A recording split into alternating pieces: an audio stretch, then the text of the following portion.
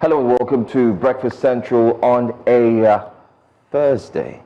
You're trying to Thursday. Yeah. Almost forgot the day of the week. No, I wanted to slow down and say it so that you recall that we have one more day. Why did you cut your hair in the middle of the week? I'm just noticing it now. Yeah, I do have an engagement this weekend. So he's giving shots. I need to. The freshest Joe Hansen. Handsome Joe Hansen. Ooh, sounds like our MD. Hansen, Mr. Hansen. Oh, okay. Handsome Mr. Hansen. Do you do home service or you go to the barber shop? Both. Oh, so this one was home service or barber shop? This wasn't home service. No, this was on my way back after a long haul, you know. I think you should give me a plaque for always noticing when you have a friend. Yeah, you should. You should get your it. barber does. Thank you so much. Thank you. This is what you call pakrepa. Then if you find out, they can never find a barber like you. Will love it. You will love it. It's screaming luxury. guys, we need to laugh. The pressure is getting. We don't look like what we've been through. My brother, lick sweet and be happy. Yeah. Oh yeah. And you took a lot of that yesterday. Yes. I mean. Joe Hansen, well done. All the sweets that you packed yesterday, most were put to judicious use. What sweet is that? All the sweets you collected from the MD's office. Have you thought I would come and tell them on national television? Anyway, and wherever you are watching us, and by the way, our viewers, we got a compliment yesterday from the United Kingdom, United States. You know, people did send their compliments and said, "Hey guys, we're watching you guys. You guys are doing fantastically well. You guys are amazing." And I said, "Hey, you know what? I mean, we just want to say thank you." We're global. And thanks, yes. We thank everyone. I mean, we're here because of you. It's not you, it's about this. It's not me, it's you. It's not you, it's me. Guys, this is what we do. Okay, let's now start proper intro like serious human beings. We're winding down the week, so let's start like so. Us. We're just, okay. It's our morning stretch. I think I should be taking everyone on a fitness class in the morning. You are who? Please. That used to be a thing on breakfast television back in the days. We used to have morning show exercise. People go to gyms now. That was when we didn't have. You know, everyone does you do the fitness 1 or 2. You know, and then you. But the good thing is, we'll take you through the exercises when we bring you wake-up conversations, because there are a variety of stories that would excite you, intrigue you, cause you to laugh. You know, sometimes you shake your head. Shaking your head is still part of exercise. So that's our own exercise here on Breakfast Central. Yes, does it help my heart beat rate? Anyway, I think the laugh. You laugh. Imagine standing for how many minutes? Laughter is the best medicine. Papa Ajaero and Company said that in 1988. That what? Laughter is the best 1988. Yes. You are old, though. Ajaero. We don't know Papa Ajaero. No, what is a Papa Ajaero? No Papa Ajaero. Guys. I'm a Gen Alpha, please. Welcome to Wake Up Conversations. Basically, welcome to Breakfast Central. We start the show with our Wake Up Conversations. Our Wake Up Conversations takes a look at the big stories from midnight up until now. And it feels really good to know that our very first story will take us to the National Assembly. We'll go straight to the Red Chambers. And what happened there got a lot of Nigerians, you know, a bit of excited, and some were in between. It was a mix, let's put it that way. Well, Senator Dickson, a well-known, of course, senator who is known to always talk tough, yesterday took the center stage by speaking to his members, the fellow members of the National Assembly. And he made a very important statement, therefore, reminding the senators that, you know, they do have a jurisdiction, they do have a certain boundary that they shouldn't cross. But then again, he also spoke directly to the Senate President. Well, let's listen to what he said, and then we'd like you to also react on our social media platforms. Tell us if it did make sense and what you also think about it. Take a look. No matter the justification, this Senate sitting down and directing that a particular military facility be established, in my view, is overstepping. We are encroaching on the powers vested on the President of the Federal Republic, who is the Commander-in-Chief. That's why he's Commander-in-Chief. So I just wanted us to, if possible, rephrase it by saying that they should take appropriate actions. But to direct that, go and establish a military formation in so place. Go and do so in another place is an infraction of the president's power of command and control as commander-in-chief. We cannot do so. We can only say they should take appropriate actions, but to say in so specification, so location. Claire, I mean, there were statements made at the assembly that military bases should be set up in different parts of the country. Talks here and there, and the senator just reminded them that listen, it is not in our power to make such statements. We can only, as members of the National Assembly, exactly. We can recommend. We can send to the president. We can speak with him when we have the opportunity or wherever, and let him know that this is what we are thinking. But going ahead to say this is what should be done, and I like the fact. So on social media, everyone is reacting. Yes, everyone is reacting differently on social media. Lots of persons have hailed him on social media that yes, finally someone can speak truth to power. Talk to the Senate President. Tell him that his powers does not constitute that right to go ahead and make certain comments. But I don't know what your thoughts are, guys. Are there any reactions from the National Assembly before we comment? Are there any further reactions from the Senate? No, nothing yet. It's actually about Adamawa, to be specifically. They wanted a military base to be put there so they can use that to fight off, insurgency as well. Well, I believe Senator Seriake Dickson, former governor of Bayelsa State, is right to. We've always said the 10th Assembly has been very chummy with the executive arm of government, and Senator Akpabio came out, I think, earlier this week to say, look, we don't always have to antagonize ourselves and fight because of separation of powers or because we're the Senate. And I understand the rationale behind them trying to say, establish a military base here and there so as to, more security presence. But it doesn't work that way, sadly. You can't, the president is a commander-in-chief and it's under his purview, and following advice from the National Security Advisor or the service chiefs, then he will decide where he wants to establish a military command or post. Is not Senator Akpabio's right, even though they are very chummy and the lines have been blurred and we don't even know which is executive and legislature. Because there's been a lot of hobnobbing. There's a lot of hobnobbing and rubber stamping, so it shouldn't get it twisted. You're not that close. Even though we're close, we're trying to move Nigeria forward, principle-wise, but let everybody respect themselves and do their duties. Imagine if you're the executive and she's the legislature and judiciary. Imagine starting Breakfast Central and I start from that position tomorrow. Will you not look at me with that eye? Just to break it down for you, bro. I mean, Honorable Seriake Dickson has been applauded by a number of people who have said that he's represented Bayelsa State very well. He's, of course, former governor of Bayelsa State. And interestingly, the Senate President, too, has served in the executive. It feels like somehow many people believe that the red chambers or the legislature feels like a retirement plan for those who have served as governors. Yeah. So it feels like that's their retirement home. But that's an aside. Yes, it was important to highlight the distinction between the office of the executive and the office of the legislature, and especially the powers that accrue to the president. Recently, again, the red chambers, they were in the news for the statement made or the video suggestion made by Senator Nwebonyi. Right. So Senator Nwebonyi, of course, was another person who has spoken in recent times and had made the red chambers trend.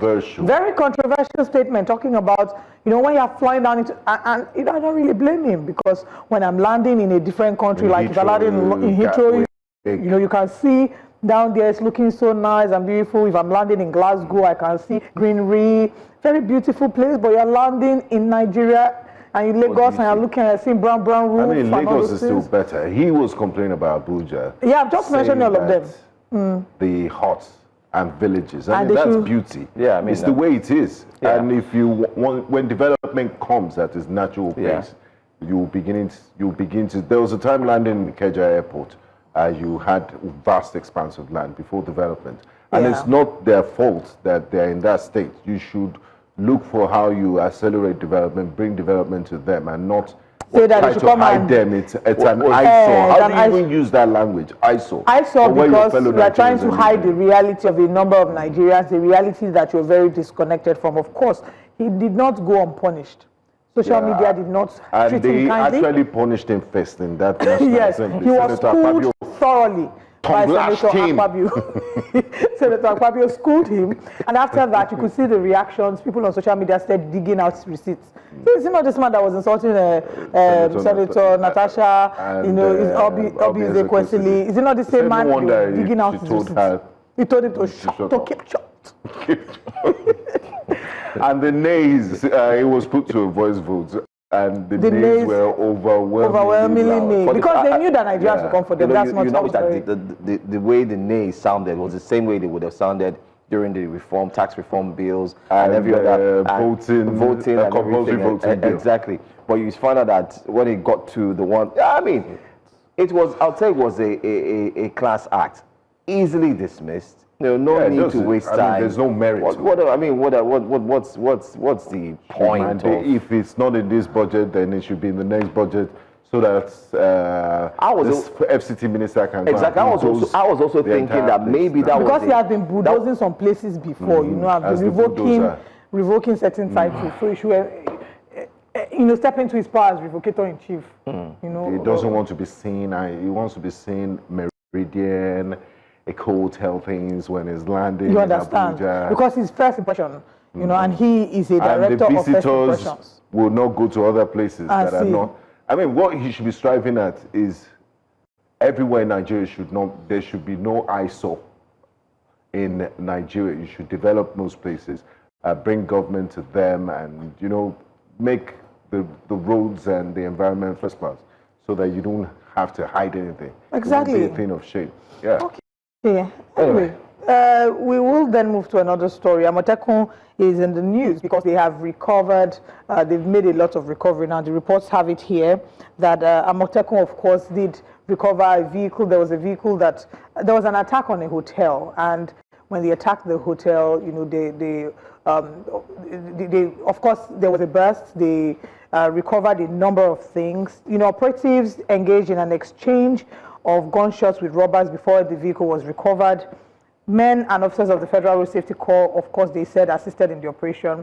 Now, there was an incident that occurred in the early hours of Saturday when a group of armed robbers stormed the hotel in Odeomu, where victims from Lagos had lodged overnight to attend a funeral ceremony. And during the attack, they carted away Toyota Matrix valued at approximately 7 million naira, along with 42 LG-inch televisions. But that's not all, you know, that they've done. They've also apprehended and bursted an organ ring, and then they have rescued a kidnapped child. They rescued a 10-year-old boy from child traffickers, and now this one happened in Ondo.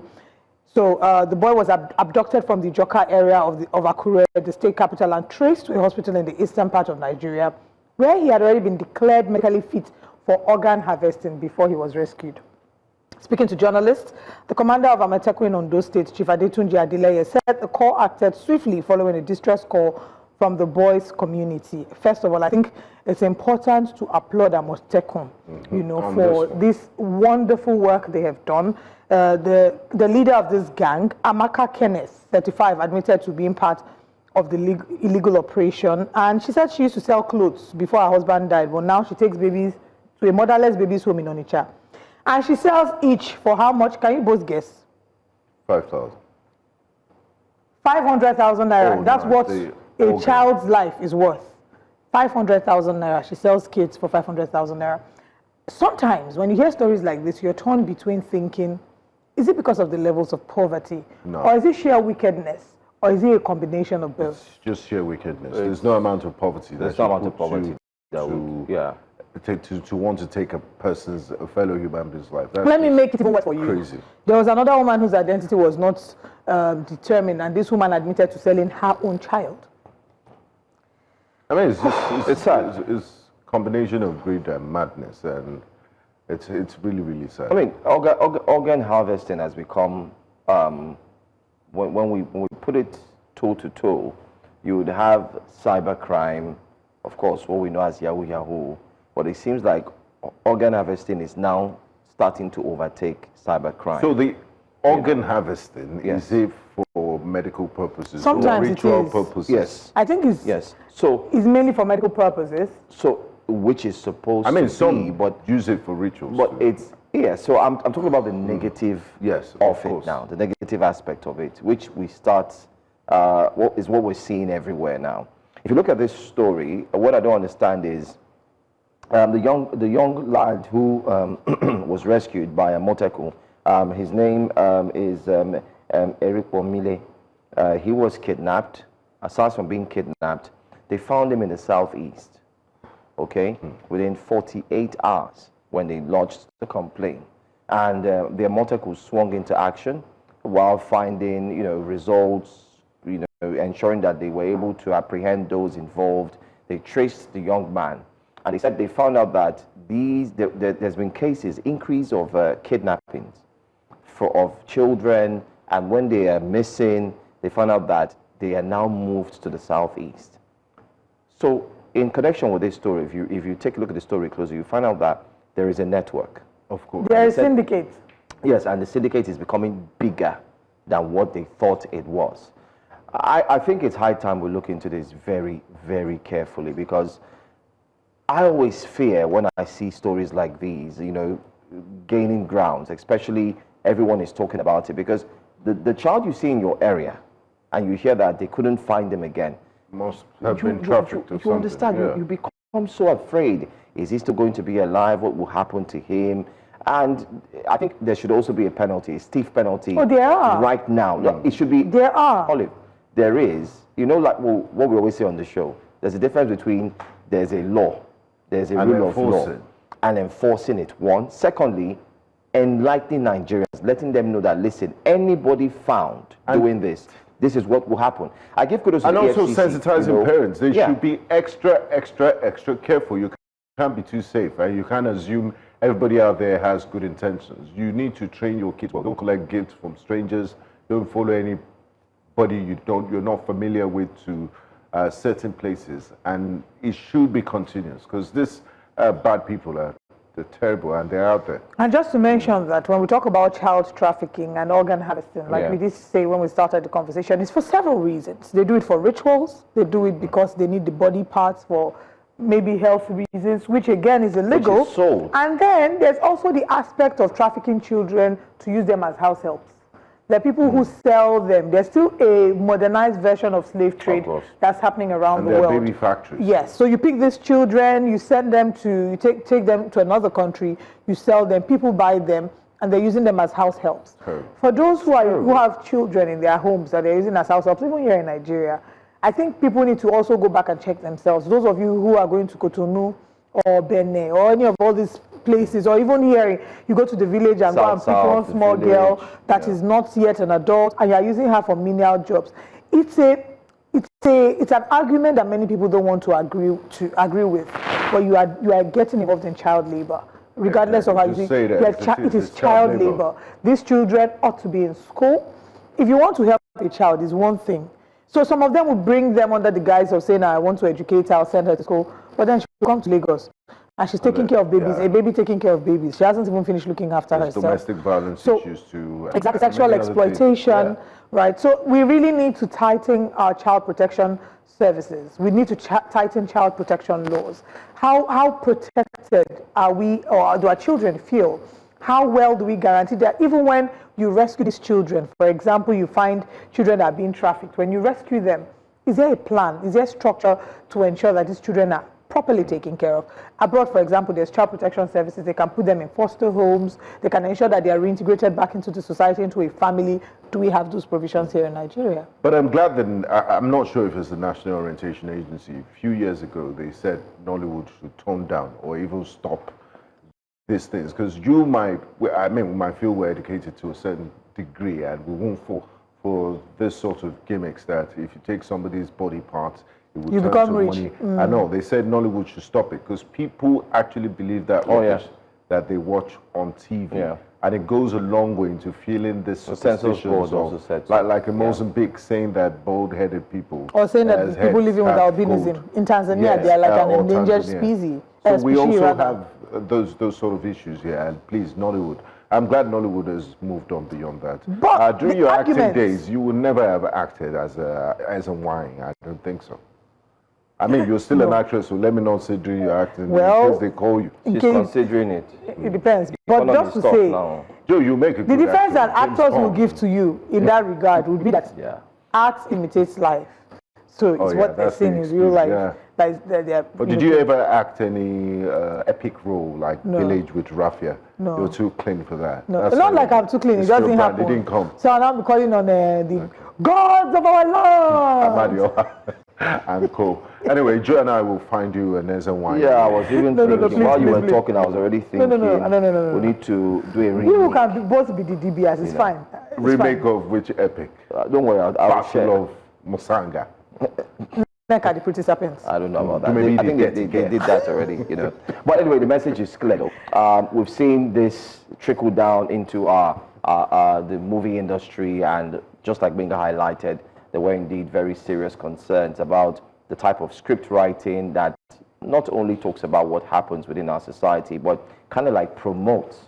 And you know, people are indeed moved by what they see, what they take in, and that's the more reason why. Again, that's an argument. Again, like, are they promoting it, or is it that they're showing what people already believe in? There are millions of stories there. Can you not just ignore it? And that's not. But that's not the bulk of what Nollywood tells, right? That was. I mean, it was almost the story. But let's come back to this story and applaud Amotekun and highlight one key element that I don't think we've focused on. We've talked about the dangers of child trafficking.